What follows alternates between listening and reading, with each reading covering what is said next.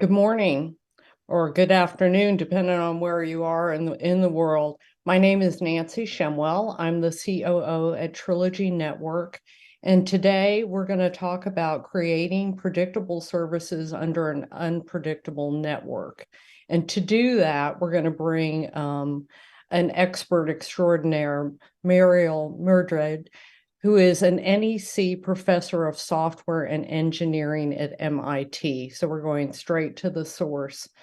As a quick introduction, if you look at the market today, there is an outpour of advanced services that are going to start to require low latency.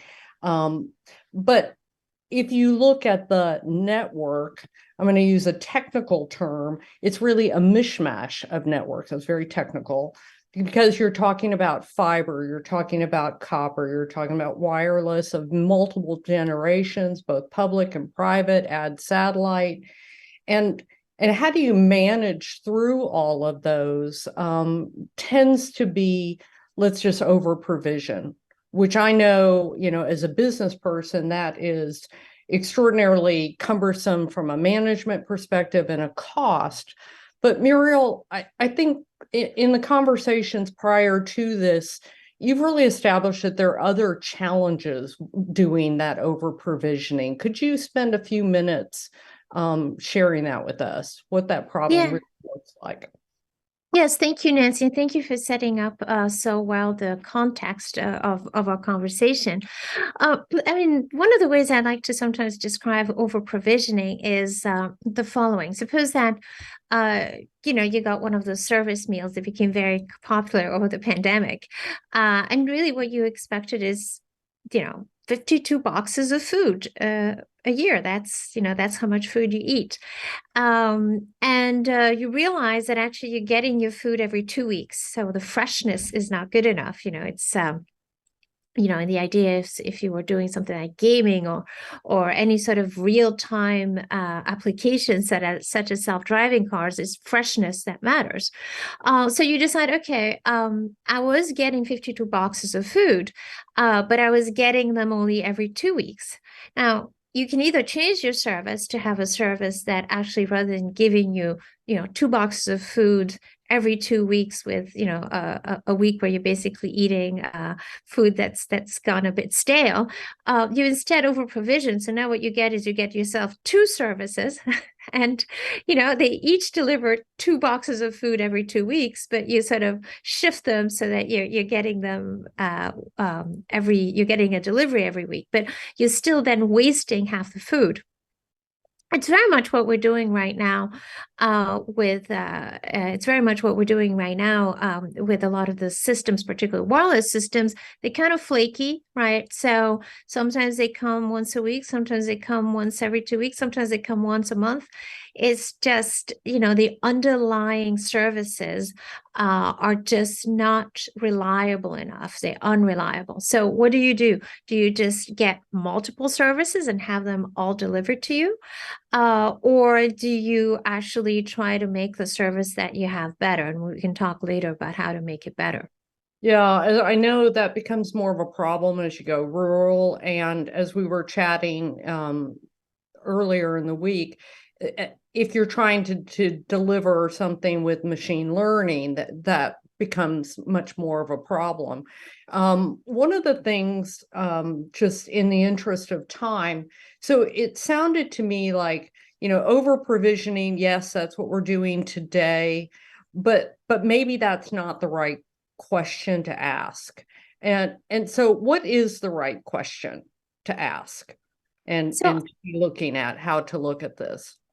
so I think the right question to ask is, at a particular time, in a particular location, what are the resources that are available to a particular user for a particular application?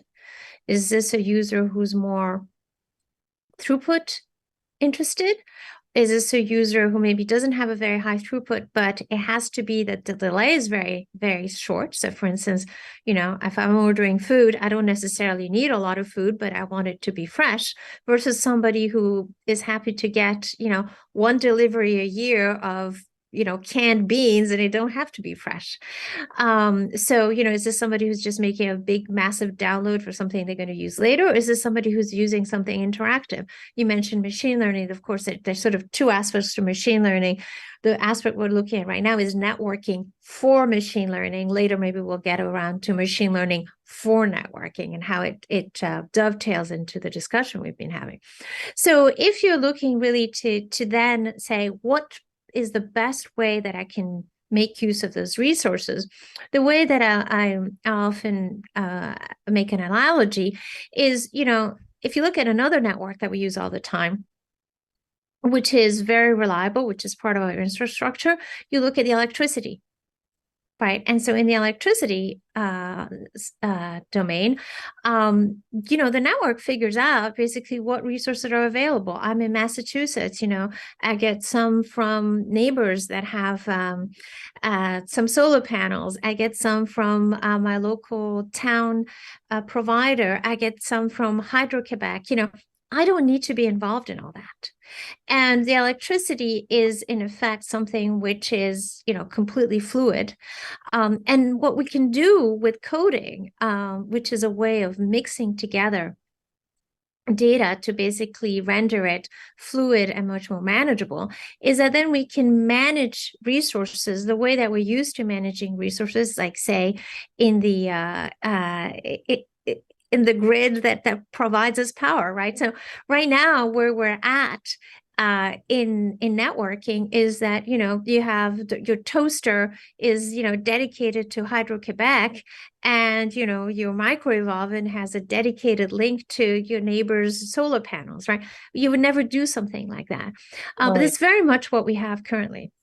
Okay, so then if I'm looking at, I've got a wireless network, a wired network, a satellite, etc., you're really talking about how do you combine that data so that it's one set of data going quickly, low latency, allowing you to drive that, I think. That's right. So then based on that, so we know that, and I know that you've been working on it, kind of what are the then I look at who are the who solves that problem, right? Is it the hyperscalers? Is it the operator? Is it the technology provider? Is it the solutions provider? Kind of who are those stakeholders? What are their challenges? And are they actually motivated to solve this problem? I think that's the core question. That is really the core question, Nancy. And I think, whoever solves it, whoever decides to solve it is going to win. That's my view. But the question is, who's motivated to do it right now?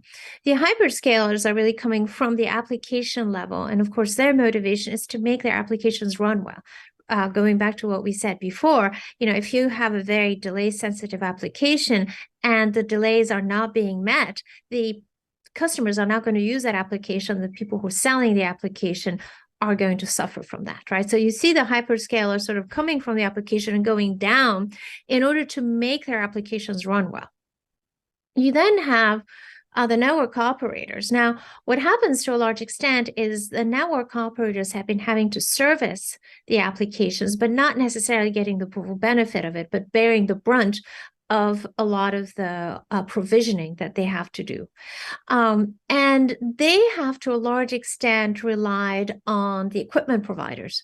Now, the equipment providers are, of course, very motivated to provide high-end, high-quality equipment, but they're not necessarily that incentivized to reduce the overall use of bandwidth by their clients. They don't pay for that directly. That's really in the client's wheelhouse, exactly how they manage that.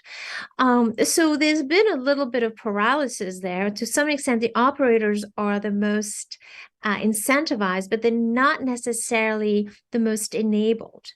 And I think what we've been seeing sort of emerge, in the nexus of those three large components of the market, which are all essential components, is SD-WAN. Right. And if you look at SD-WAN, some of the software-defined networking is coming from the hyperscalers. Some of it is actually coming from the equipment providers, and some of them are standalone or very heavily connected, in deep partnerships with some of the operators. So I think SD-WAN is sort of fulfilling that gap. It's like you had these three massive circles, and the really interesting part was in the middle, and that hole in between. And that conjunctive tissue is becoming the They're the SD-WAN. guys that can deal with it right now. That's So right. if And that's I'm why the they're coming from different hyperscaler- sides. Yeah. If I'm the hyperscaler, I'm still over provisioning. That's cost, and that's okay because I pass that on.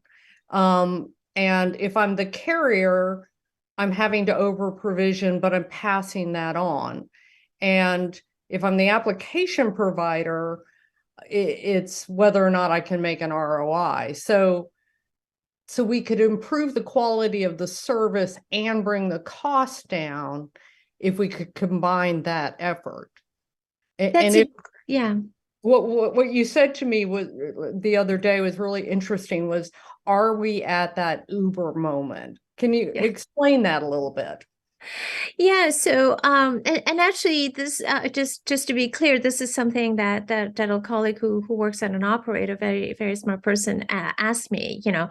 And what they meant was, you look at taxis, and they were working well, and there was a connection with the customer, and all of a sudden you have an application which is coming and allowing you to make real-time use of what was an abundant, idle, but really difficult to combine resource, right? You couldn't just call random people in your neighborhood and go, hey, can you give me a lift? I don't know, I'll pay you $20. I mean, that was not something that you could do to do that coordination. And now if you look at, again, going back to what we said before, the resources that are available in that place at that time, right? Again, like Uber does, right? Now, how do you bring those resources online? To some extent, what we do now is very kludgy. Like my phone is telling me, would you like to connect to Wi-Fi? Which Wi-Fi would you like to connect? Or would you like to stay connected to your mobile provider and connected to the base station? Why are you asking me these questions? I'm like, your technology. Yeah, they just want it to work. Imagine if my meter in my home was going, do you think I should get a little bit from Hydro-Quebec? How are you feeling about Hydro-Quebec right now, Muriel? Do you really want to turn on that toaster? Like, yeah, I'm going to turn on the toaster, and you deal with it. But the problem right now is the way we manage systems, again, because there is no coding, is we actually just switch from one to the other. Right. So either we switch from one to the other. So we switch, say, from mobile to Wi-Fi and then back, or I do it on an application level, this application, yes, that application, no, which is equivalent, again, in my kitchen to telling, the toaster, yes, you can only be on when Hydro-Quebec is on, or the microwave, it's the same thing as telling, individual appliances in your kitchen what they can draw from or not, as it would be for me to tell the applications right now on my phone, whether they should be on mobile or Wi-Fi. And so we have that aspect going on. The other aspect that people do with overprovision is they just copy. So they just copy the data. So basically what you're doing is, you're having all the data go on Wi-Fi and all the data go on mobile. It's very wasteful. And a lot of times it doesn't work because maybe the same piece of data got lost on both channels, in which case you wasted data and you only got a little bit more reliability. If instead what you do is use equations, then anything that you received is a new equation and it's useful. And then also it becomes very tunable. It becomes extremely controllable. So then you go, okay, just send me data, guys, send me equations, and then I'll figure out from those equations what the original data was. So let's back up for just a second. So I think we've done a great job of defining the problem. We know that there are a number of stakeholders.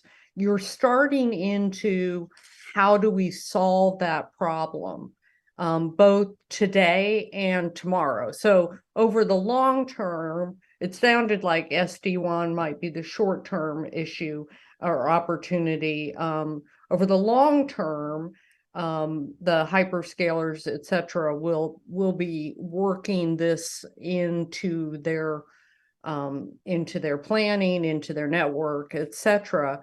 But, as an MIT data scientist, extraordinaire, tell us today, like, how does SD-WAN start to solve that problem? And is it any SD-WAN? Because I know that you're doing some chief scientist work at Steinwolf that's doing some magic there. Talk to this audience about what does that near-term solution look like? Thank you. Yeah, so the software defined aspect is, of course, already getting to this issue where you can manage things on a more virtualized fashion. So you're already sort of shepherding, mustering resources, right? The question then is, are you doing that by just, again, over provisioning and just putting a layer of management on top of it, which is already useful, okay? Or are you doing this in a way which, is actually making use of resources in the right way? I'll give you an example. So, I may have an unreliable network. You send me, one piece of data, let's call it one, second piece of data, two, and then, everything's fine. Now, different system, and send me a piece of data one, then you send me a piece of data two, and that one doesn't get to me, or it doesn't get to me on time, right? So you and I have to then discuss. I say, hey, Nancy, give me a piece of data two again. And then that takes time, and sometimes it works, sometimes it doesn't work.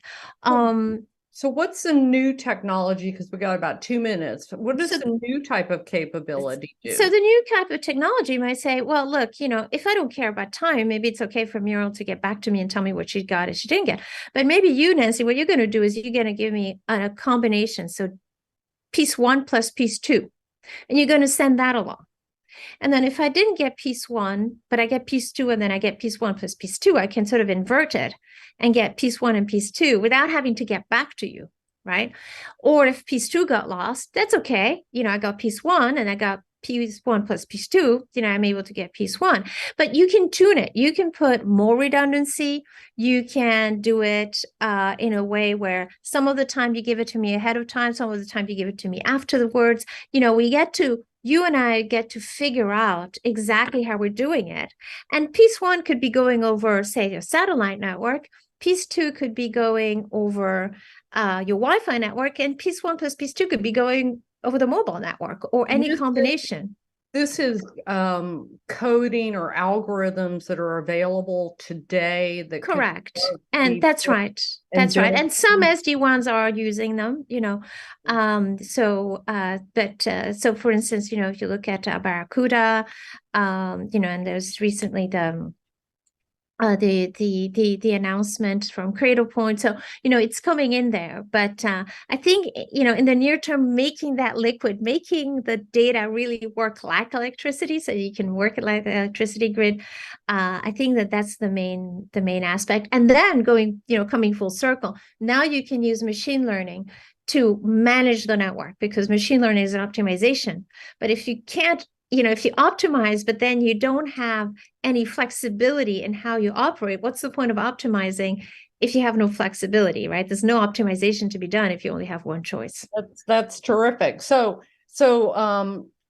Muriel, we could talk for another hour. We've got about 30 seconds, but we asked the audience to link into us. You've got our names. It's easy to link into us.